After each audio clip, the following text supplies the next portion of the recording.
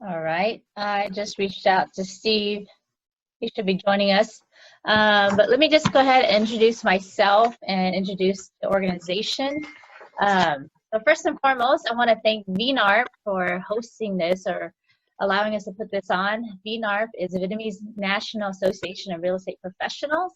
And Scott Bayhouse, which is actually the education chair, is kind of spearheading this webinar. And I don't know, Scott, if you would like to say something on behalf of the committee and VNARP, here's your opportunity. So go ahead, Scott.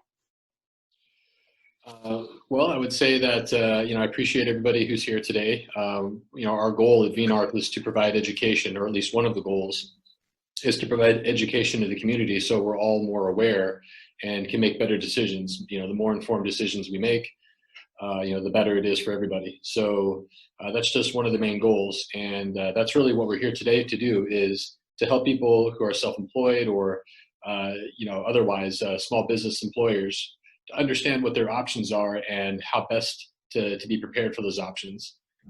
So thank you for everybody who's here today.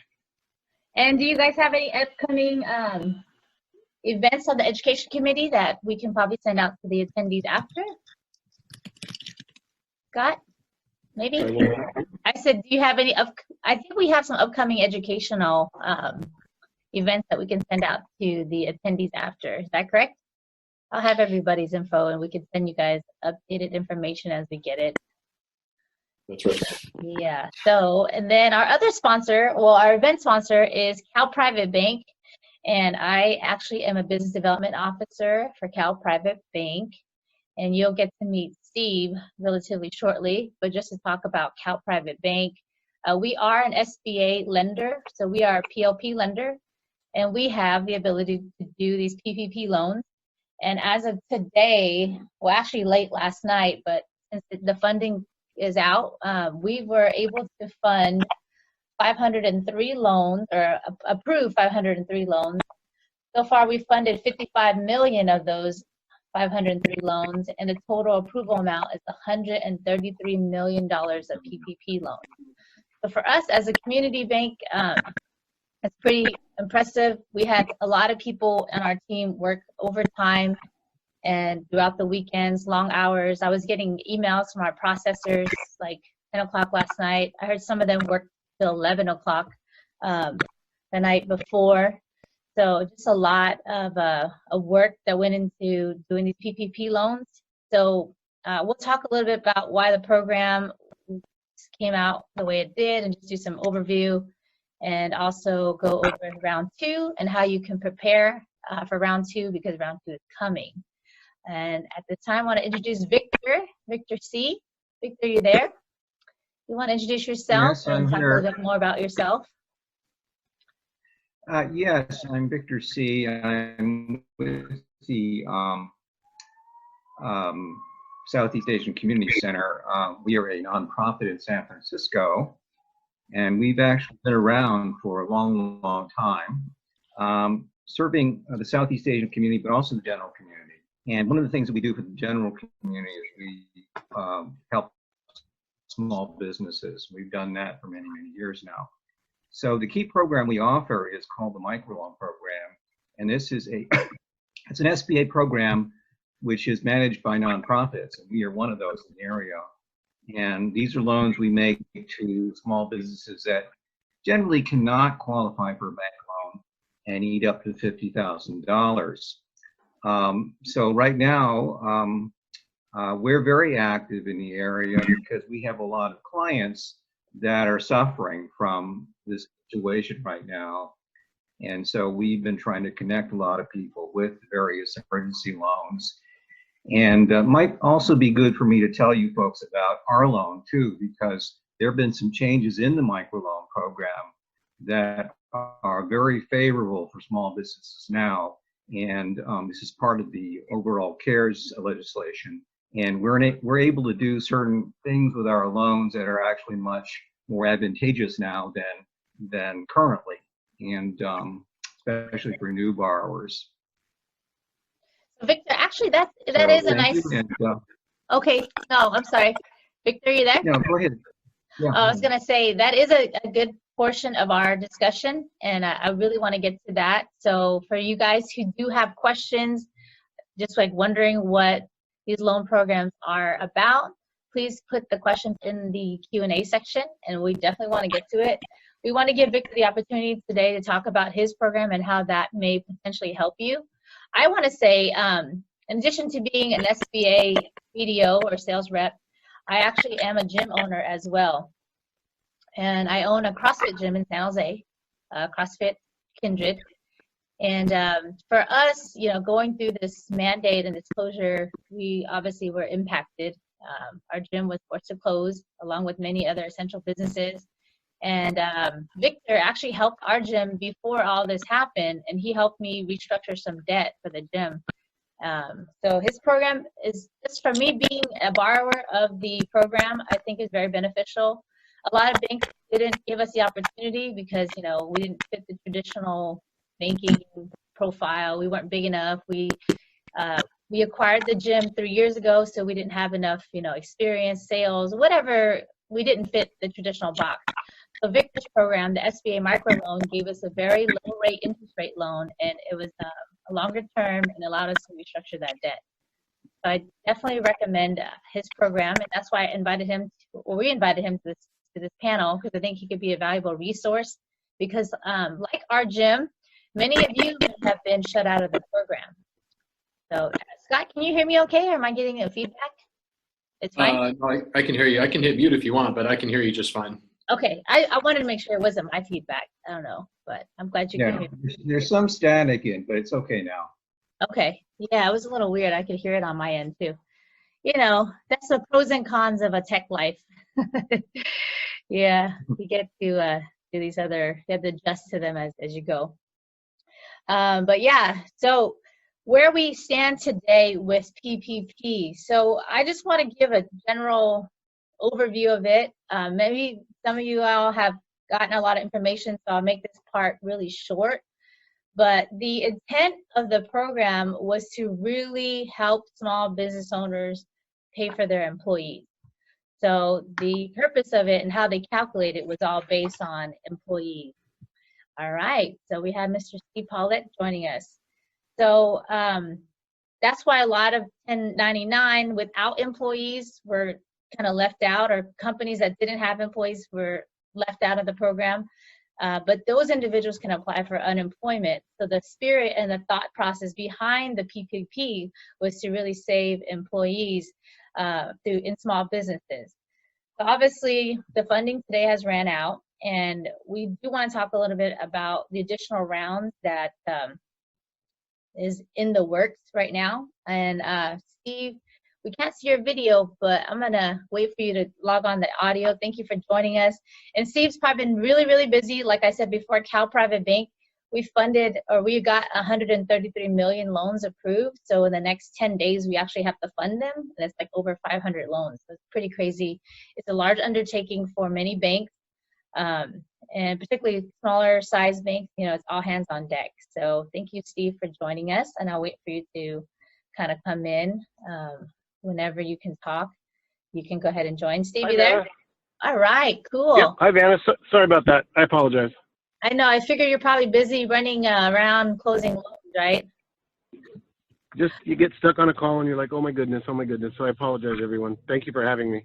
No, you're welcome. Thank you for joining us. And I was just kind of talking a little bit about the general overview of the program, how its intent was to really save jobs for small business owners. And since we have you on the line, I did want to ask get your feedback on the second round of stimulus and kind of pick up on that part of our webinar. So are you ready to talk about that? Absolutely, yes. Again, I apologize, but let's roll. So as everyone's heard, they ran out of money yesterday. The Congress is debating on how much and when to give us additional money. As of right now, the guess is it will be mid-May, because they're going to be in session on May 4th, and they'll start doing their congressional thing. Once they do that, we'll load it up again. We were going through about $50 billion a day the last 3 days of this program, so I would assume that it'll go through about that quick when they open it back up. So it would be best for everyone if they can get everything completed and get in line and be ready to submit when the time comes. So that's good. That's some hope for us out there, like myself. So I was mentioning, Steve, my business, we didn't get funded in the first round. So for those that are out here, thank you for joining. So don't hang up, because this is your opportunity to learn how to get prepared, get in line, like Steve said. So thank you, Steve. And that actually gives us a nice segue to our slide here. All right, so Steve, you have the floor now. Why don't you help us go over how am I, as a small business owner or a sole proprietor or partnership, how do I prepare for the next round of funding? Okay, absolutely. So Can you see the obviously slide, you've got the base. I don't have it. I apologize, but it's the application, I assume. Yeah, well, I can highlight it, and then you can. It's on everyone's board, but you basically gave it to Sure. me. So why don't you just go ahead and go over it? Sure. Yeah. So the essence. Yeah. So the essence of the payroll protection plan, or as I like to call it, the P3. I'll do that. You probably already did it, but I'll go through it briefly. It's the average of 2 months payroll in 2019 times 2.5. And you have to have been in business as that entity on February 15th, 2020. So you fill out the basic application. You come up with a formula that lets you figure out what you're eligible for. And this is self-reporting, so it's up to you to do the calculations. The bank will just check it, but it's up to you to figure it out and make it work. They just put out the sole proprietorship, 1099, LLC, and partnership rules the day before everything went down, so it wasn't very helpful for all of you guys. But what you have to have as your backup to prove all of this is your 2019 tax returns. They don't have to be filed, but they have to be prepared. If you're a Schedule C, if you're an LLC, or if you're a partnership. If you're a 1099, you just have to have your 1099 from last year. And essentially, you guys are going to be able to take the bottom line taxable profits that you made, divide that by 12 times 2.5, and that's the amount of money that you're eligible for. So the key to the program, like anything else, is it's a taxpayer-driven program, so you have to have paid taxes to do that. Probably a little more easier on 1099 because you just get a flat 1099. We're not asking for your tax return. Just to recap, so then I can like restate the formula. So me as a sole proprietor, my Schedule C, the way that the program is going to calculate my maximum loan is going to be my net income, right? So my gross minus all my expenses, my net income divided by 12, which gives you the average, and times that by 2.5 times. Correct. So for, if I had a net income of $10,000 a month, that's my average. 2.5 times is like 25,000 would be my maximum loan. Correct.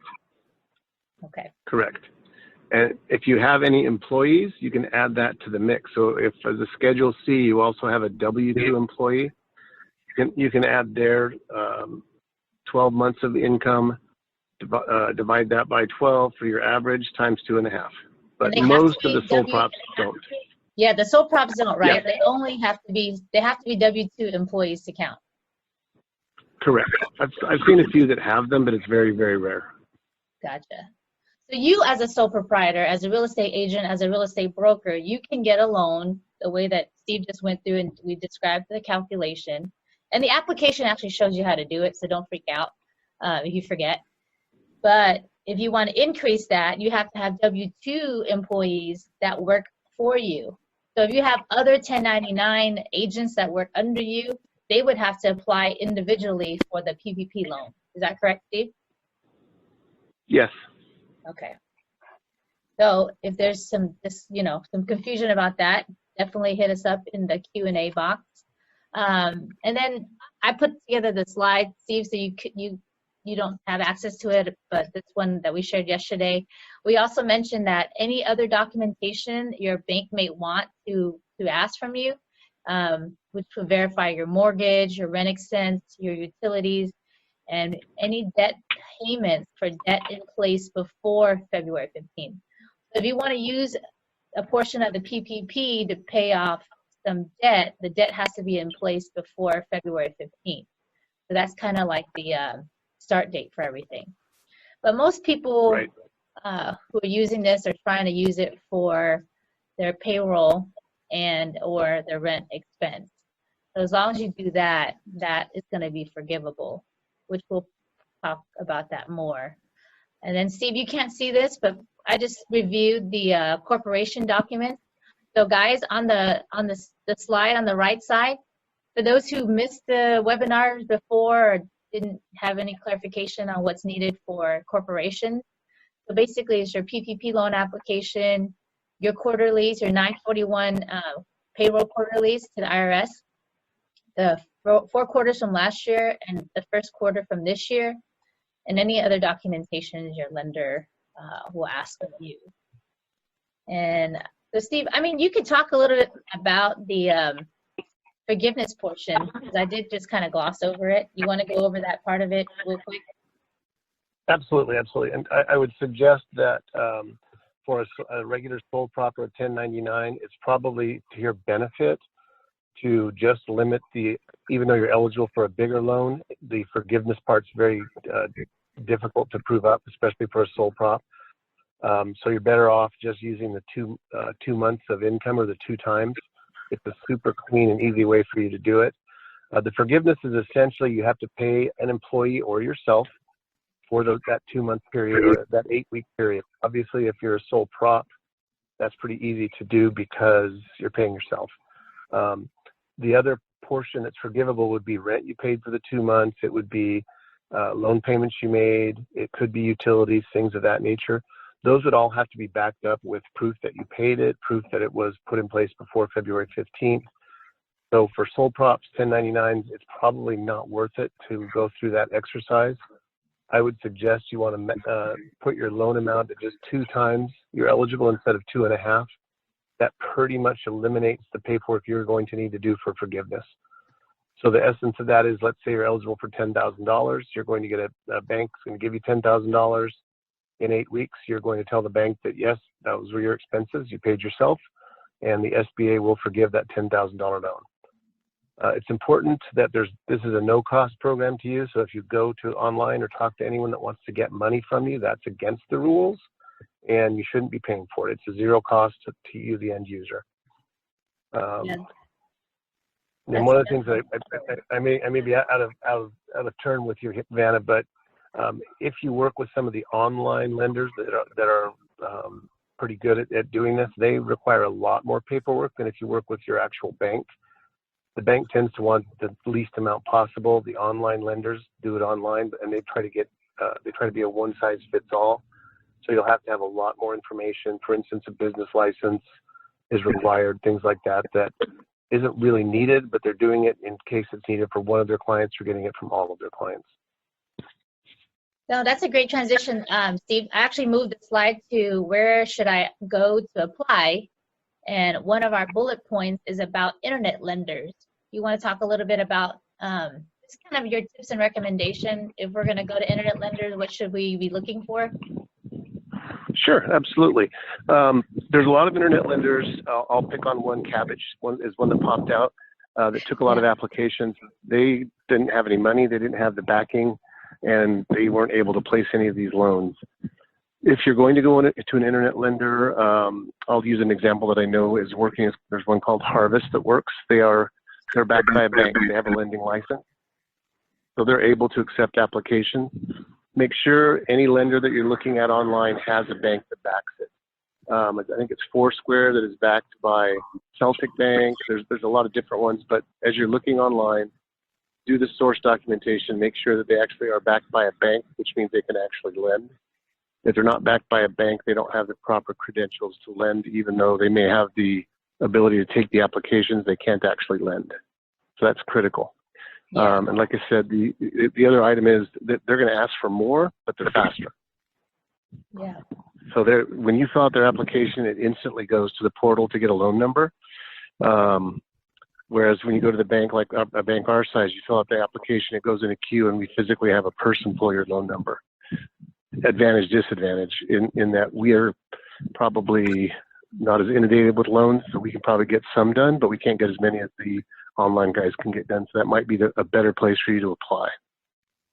Yeah, and I just want to add in my experience, I actually applied through PayPal because we're a PayPal merchant for my gym. And so Steve, they allowed me to submit application documents. Like I went and fill out the online application. I submitted my payroll documents. But I think PayPal's, you know, they're like everyone else. Like we're just waiting for the second round of funding because we didn't get our loan in time. So I think it's just, if you do go to internet lender, like Steve said, they might be faster, but we most likely are looking for this. We're going to get funded the second time around, right, Steve? I think right now, if you didn't get funded, you're pretty much waiting for the second round.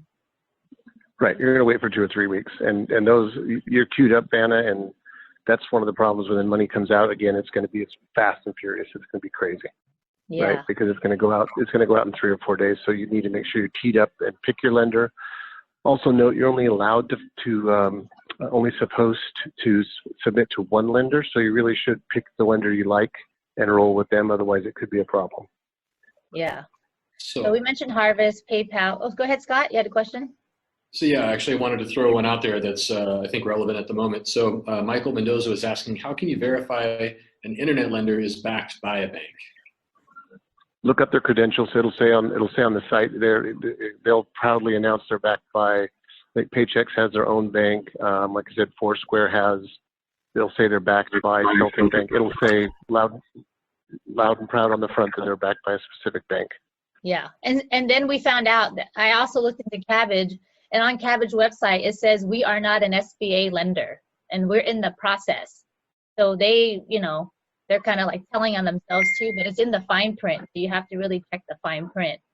And then on our bullet point, it talked about we talked about community banks. So Cal Private Bank is a community bank. We were able to help about 500 of our customers. So I mean, if this is a time for you to start looking for a community bank, I would advise it highly. The SBA website, they have a directory of SBA community banks, and I think they will be well positioned to take on your banking relationship. And if the second round opens up and the funds are there, that would be a great opportunity. I don't know, Steve, if you want to chime in on community banks and what business owners can do now. Maybe we consider moving our relationship to smaller banks. Steve, you there? I think I might have lost I'm sorry, I missed the question. Okay. Nope, I was just saying that, could you speak a little bit more about maybe your feedback or your recommendation about community banks, and maybe business owners and small business owners like myself start moving our relationship to these community banks in preparation for the second round of funding? And generally, because the banks have to do some background check on everybody. It's very minimal, but it has to be done by banking regulations. That's why all the banks have been using been able to take care of their clients because they've already done that background. If that background hasn't been done, that will slow your application up. So your best bet is either to go to your bank or open an account at a bank that you plan on using, because they can do that background and then right away get your PPP loan. So it's only a day's delay, give or take, but there's only about 3 days to get the money. You're better off picking a bank, probably a smaller bank that'll take your application, open the account, and be ready. Yeah, that's a good point. And just going back, I just want to reiterate, the PPP, the SBA rules prevent the lender from charging a fee to the applicant. So technically, if you're using I had a message on Facebook, and some guy said he paid some online lending company 1%, gave him a PPP loan. Well, he never got the PPP loan, and the money's gone. And technically, SBA prohibits us, the applicant, from paying anybody a fee. So be careful about that. They should not be asking you for money or a fee or any points or anything associated with the PPP loan, because that was against the SBA rule. So Steve, I just wanted to highlight that. I don't know, when I went on Cabbage, they didn't ask me for money. PayPal didn't ask me for money to apply. Cal Private Bank, we didn't take any fees from any customers. So just be wary of that. Right. Any reputable lender won't ask for fees. If they're asking for fees, they're not a reputable lender. Yeah. That's simple. And they're not going to get you your loan any faster. Exactly.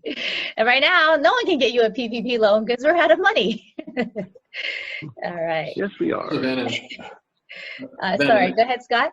yeah, another question I thought was good for now was, it seems like a lot of Twee was asking this one. A lot of big banks are overwhelmed, and it seems they're catering to their large clients.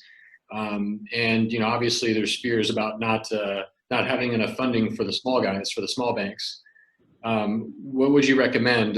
Would you recommend just applying at 2 different banks, or just stick with the small ones, knowing that they might, the second round, they might get more funding? I mean, what do you think is the best strategy?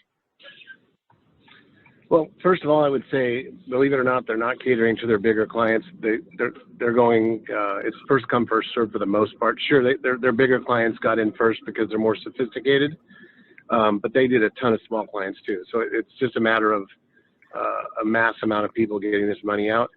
And yes, the big banks are overwhelmed. If you can imagine a number, our bank has lent out, as of this morning, we have funded $55 million of the P3 loans. And that is usually about 3 months, 2 to 3 months worth of loans for us in a normal course of business. So we put 67 of our 127 employees are working full-time on the P3 loans. So if you take that and put 2 zeros on that, for a big bank to try to put those resources behind it is very difficult, and they're going to struggle just because of the sheer volume. I would suggest that the big banks may not get this second round of funding because they're trying to figure out a way to make sure it does get into smaller businesses' hands. So you should probably stick with the online lenders or a small bank that's still doing P3 loans. I call them P3 because it's easier.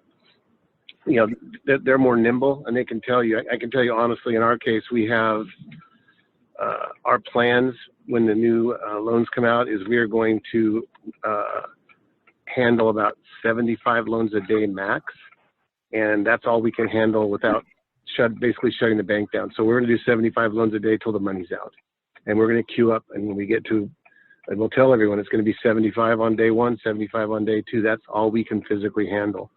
So you need to find a bank that you're comfortable will be able to get it done for you when the time comes. And it's probably going to be a smaller bank that's doing these types of loans.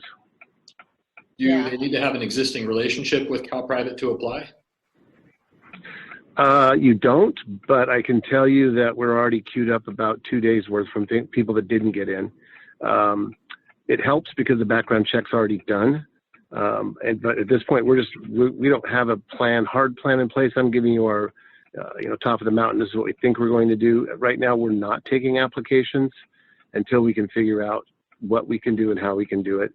SBA requires that these loans fund in 10 calendar days from the date of approval, which puts an immense burden on the bank. Because you can imagine, we funded 150 loans in less than 5 days, because at first it was 5 days. So again, we had to put more than 60% of our employees working on just funding these loans. Well, that puts a strain on the rest of our business. So there's the challenges. Yeah. Steve, can I ask a question? Are the banks all getting allocations from SBA for these PPP loans, or how does that work now? How do banks get the money, and do they get a specific allocation? Sure. Good question. No, it's first come, first serve. You can take as much as you want. We capped our ability to take loans at 100 million. When we blew by that, we pushed it up to 200 million, which is 22% of our bank's size, which is huge from a percentage. You can take you can get as many approvals as you can, but you have to fund them in 10 days. So it's a challenge, because technically, if you took in, $1 billion worth, and you could only fund half of that in 10 days, those loans are technically not eligible. Will SBA enforce that? Unknown. Could they? Maybe. So it's a disservice to the client to pull as much as you can that you can't fund in time.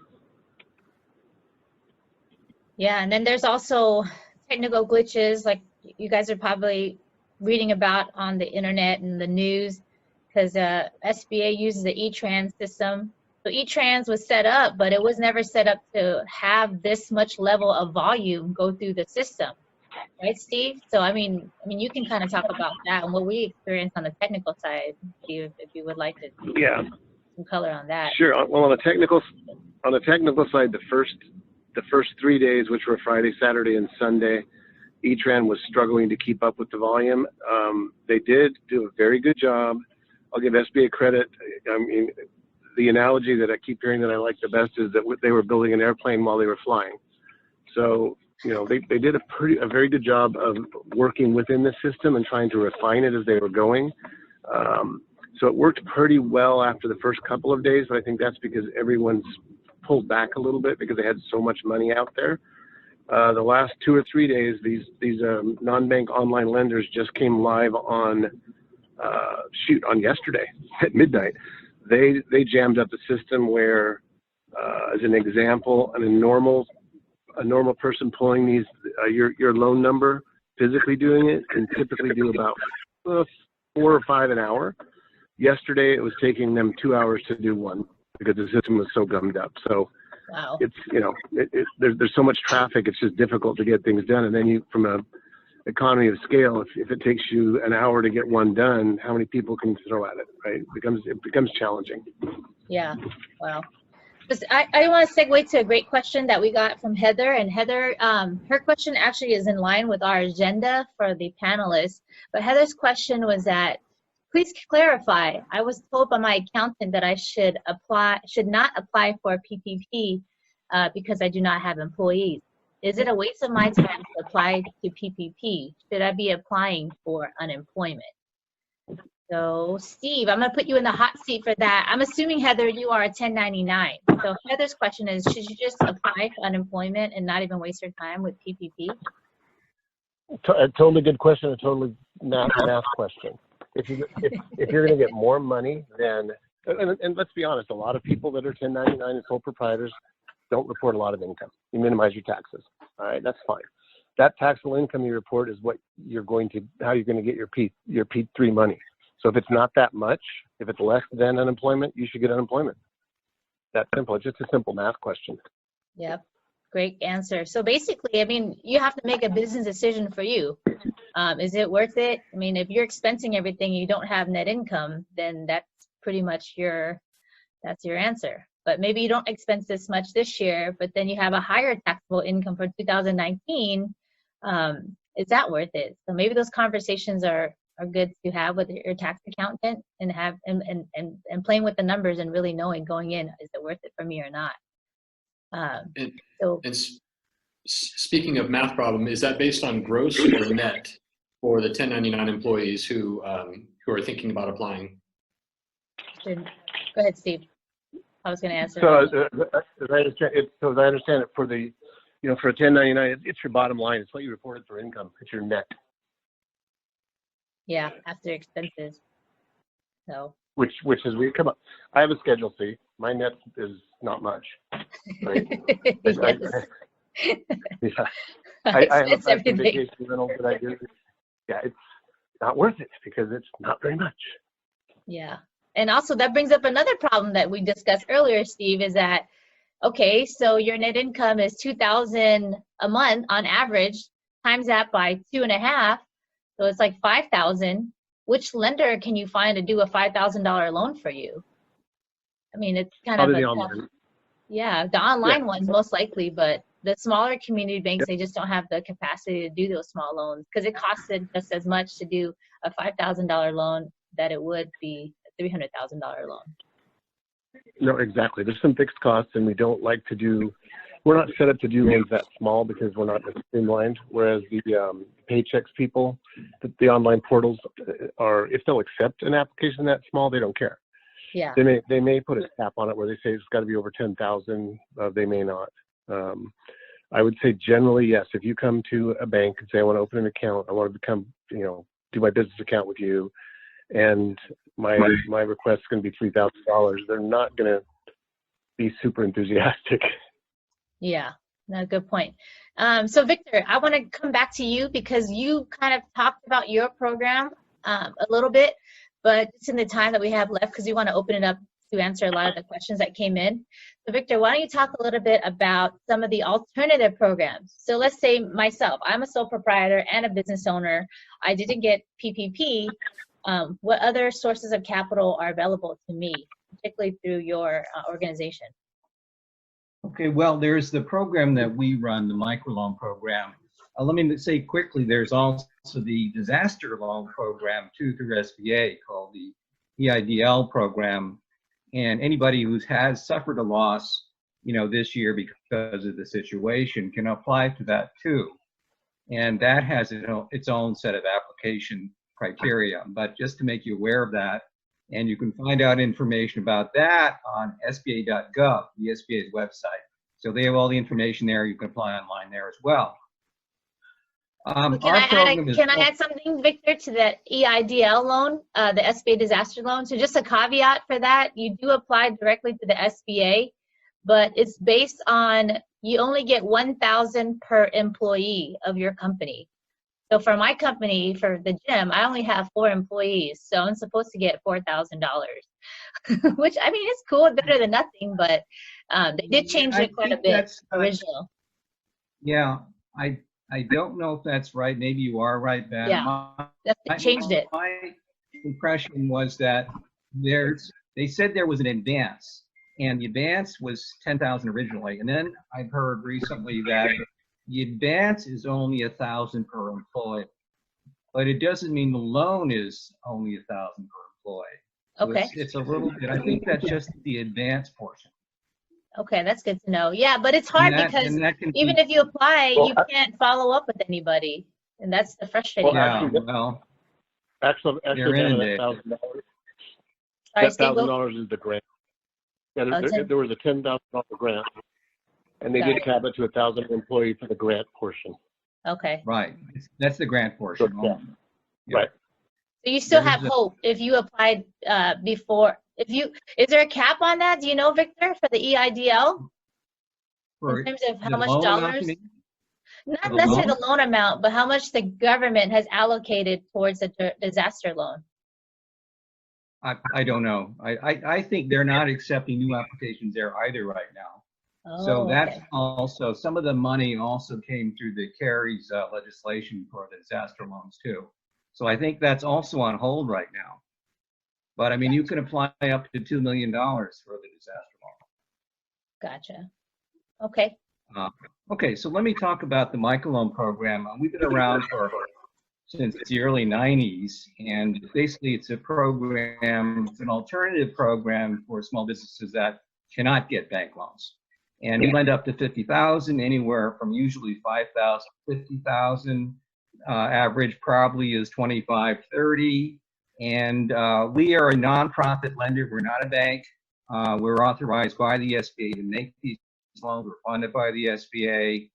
And basically, we make alternative loans to borrowers that cannot qualify for bank loans. Now, our rate is, within a little bit higher than bank rates right now. The special thing about this program now is that there are really 2 things. All of our micro lenders now that are in our portfolio are getting 6 months free payments, 3 monthly payments. So the SBA is paying their loans for 6 months if they're already in our portfolio. And that's part of the CARES legislation too. And sort of unexpected by a lot of people, but I think for many people very welcome, because they don't have to pay their loans to us until October. Now, the good thing is it also applies to new loans. Any new loans we make between April and September are also going to get that 6 months of payment. So you get a loan from us, let's say this month, the next 6 months of your loan are paid by the SBA. So that's significant, and we want to tell people about that. Now we're a lender, so we want to also make loans and get paid back. So we are looking for businesses that are not closed down at this point. And certainly when the situation eases up and people go back to work and stores begin to open again, we're going to be looking to make loans to a lot of folks that want to restart. And we're sort of waiting for that, but we're also looking for companies now that are still around, still cash flow positive, and there are some like that. And we're looking for them as well, because this is a good program for people. And basically the first 6 months of your loan are paid. Thank you, Victor. That's So awesome. I can give some information on how to get in touch with us. Yeah. We're the Southeast Asian Community Center. I'll give you my email address. It's vhsi@mail.com, not Gmail, mail.com. And our phone number up in San Francisco is 415-885-2743. Right now, since I'm working at home, you can give me a call on my cell phone, 650-293-1136. But I prefer that you contact me for the first time by email. That's would be better. And just introduce yourself and tell me more about your business. And if you're looking for a loan, of course, I can tell you more about the process at that point. And I also typed his email and information in the chat box, everyone. It's actually at mail.com, not Gmail. So it's vhsi@mail.com. Yes, great info, Victor. And he's great. It was very easy when I applied for our micro loan, relatively easy. I think easier than a 7A loan, Steve. We're very quick too. We can do things quickly. Yes. It's supposed to be easier. I mean, you should. That's good. Exactly. That's the point. That's the purpose of it. It should be easy. Yes, it should. Yeah. You should be analyzing a $25,000 loan the same way as you do a $5 million purchase, right? So, yeah, very much easier. Almost. Almost. So, Scott, you had some great questions that we had came up with in advance. I was going to go over some of those questions. Unless you want to bring it up, Scott, do you remember it? I have them. I can pull them up. Yeah, I don't have those in front of me right now. I've got the chat boxes answering the questions. All right. Well, if you want to pull up the chat box question first, you can also do that. Sure. Let's see here. Can a business be entitled to the employee retention credit for new employees added to the payroll? One more time. I mean, that's an accountant question. If you're asking if a new employee counts for the P3, you have to have the same number of employees that you had on February 15th to get forgiven. If you add new employees and there's other programs out there, good for you. We're happy. Does that make sense? So let's say like they had 10 employees, they lost 3, they hired 3 new ones since then. So now they're back to 10. Even though those 3 new employees weren't there before, would they still, be okay to be able to get that employee retention credit? Oh yes. In other words, if you add new people, it's a numbers game. So if you had 10 employees on February 15th, as long as you have 10 employees in the middle of your 8-week period, you're okay. Gotcha. And then if you didn't have any employees by that date, and then you hired 2 new ones after, then it doesn't work. Nope, doesn't work. Yeah, you have to have employees in place before February 15th for it to work. But as a sole proprietor, it's different because you're the person that the government is paying. So just want to make sure you guys understand. Right. Or the 1099 or the partnership or the LLC. Correct. You can be that can be you as the employee. That counts. Yeah. And that's as of what date again? February 15th. All right. I'll let you pick them out, Scott. I think you have a good handle on them. You kind of went through a lot of information already. Let's see here. Oh, I think there was one from earlier. So can you, let's say you're a member at multiple banks, maybe you're at 3 or 4 different banks, would it be okay to apply at all of them and see who comes in first and then just cancel the other ones? Nope. The application you signed says that you're verifying you're only applying at one lender. And if you apply at more than one lender, it's technically fraud. So everybody does it, but technically it's fraud. And the bank, if the bank tries to pull your PLP and the SBA catches it, they could kick both of them out. So there's a risk, but I know people are doing it because you got to get the money, right? Yeah. So you're not supposed to do it. But yeah. My official answer, don't you dare. My technical answer is SBA will kick it out if you've already got a number, and it probably will just fall by the wayside. But it's also wasting time that someone else could have received a loan. So the greater good things set in. And especially risky because you only have 10 days to fund once approved, correct? Yep. Yeah. Yeah, that was a limit for the lenders so they don't just go and pull millions of dollars and then just sit on the funds, right? So if you pull it. Yeah, they want the money on the street, and they're forcing us to do it, which is a smart thing. It would have been nice if they would have told us how they wanted us to lend the money. I would say another problem. Yeah, another problem with going to multiple institutions. We're okay with the fact that we try to pull your number and you already have it from somewhere else. We're like, if the bank wants to, they can make your other number get pulled too, and you can be out of the program. So you do run that risk. If the lender that pulls it decides that they're not happy that you wasted their time, they could make it so you can't get one of these loans. Got it. I mean, I don't know. Has that really happened? I don't know. I've applied at multiple banks. I don't know. Maybe that's why I didn't get a loan. No, you would know because once it's pulled, and we've had it happen when we went to pull it, and we were not happy because we went through the whole exercise of pulling it, and boom, they already have a loan. Oh, sorry, I applied at the other bank too. Wow. Okay. So you just canceled their PLP number, or you guys just didn't get it? We just didn't get it. You just didn't get it. We could have complained and canceled it if we wanted to be mean about it, but come on. Yeah, that's like you're not helping you're not solving the problem, right? By doing that. Right. Yeah, right. Exactly. Oh, I had a question that I actually had for you too, Steve, because it came up on the application, and Vin had a question, the same question. Vin from our group had asked about for the 1,000 employee, does it have to be is employee part-time or full-time? So I think it's referring to the EIDL. But also for PPP, does it matter if they're full-time or part-time? It's a head count. So here's what you do. You're going to provide me with proof of how many employees you had on February 15th. Okay. Whatever you give me, they have that number of employees. That's the number you have to have to have full forgiveness. So let's say you had, and the restaurants are running into this problem because a large number of their employees make more money on unemployment right now because they're getting an extra $600 a week.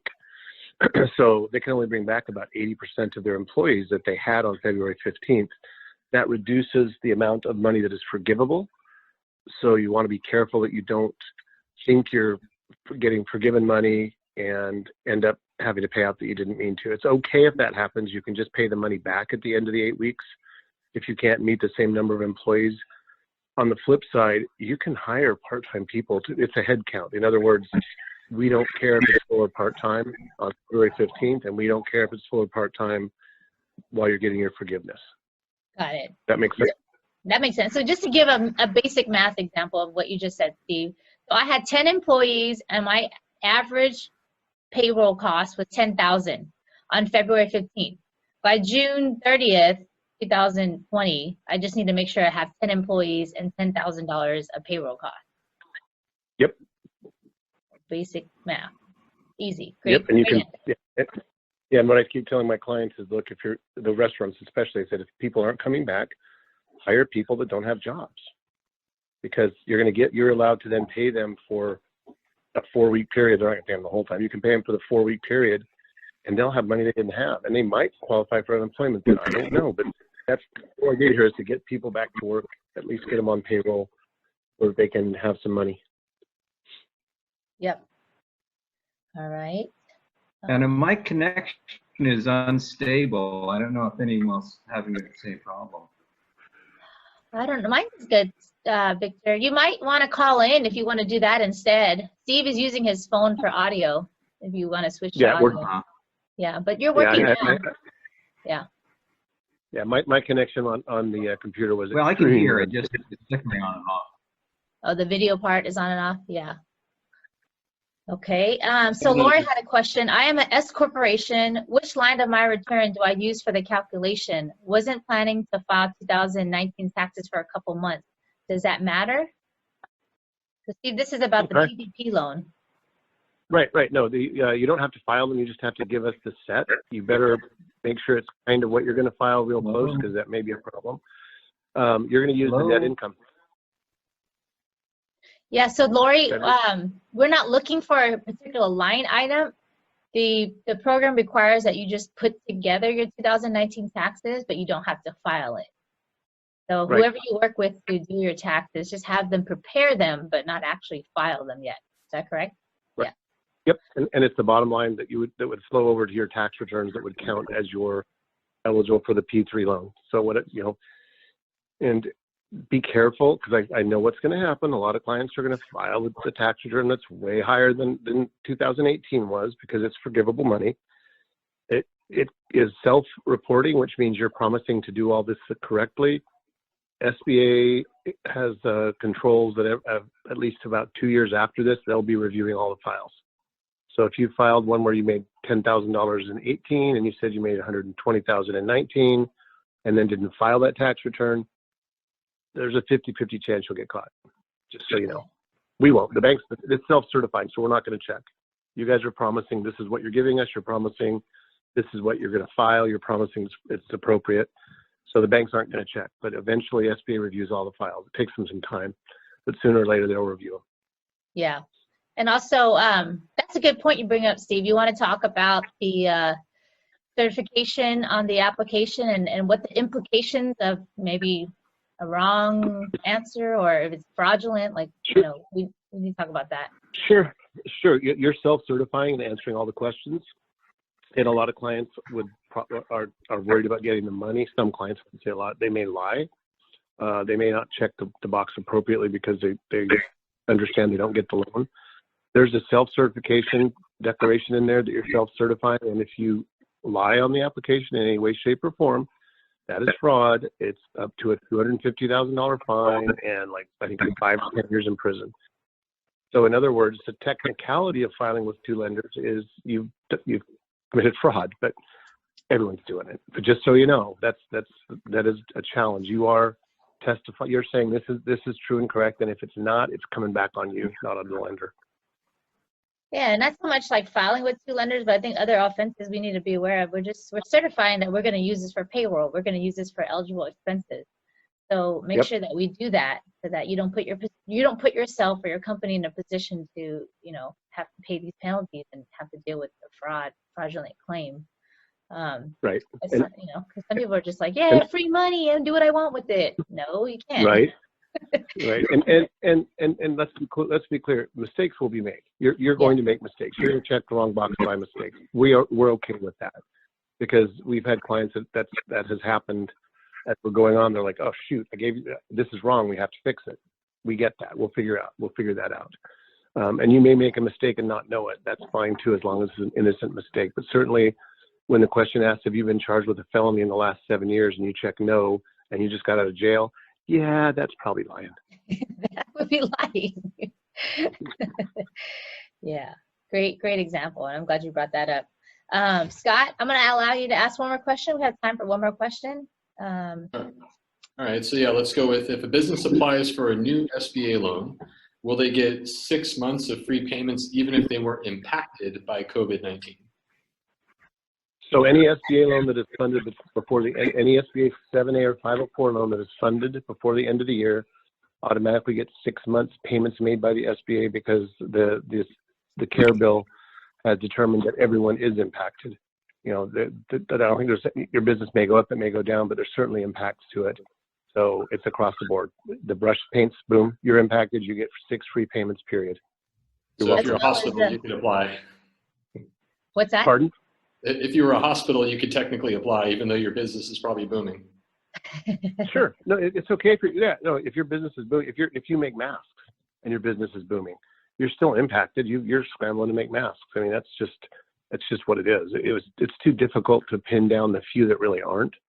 It was easier for them to look at it and go, look, we're just going to give everybody 6 months free payments, because that's going to help way more people than we could try to pick out that don't need it.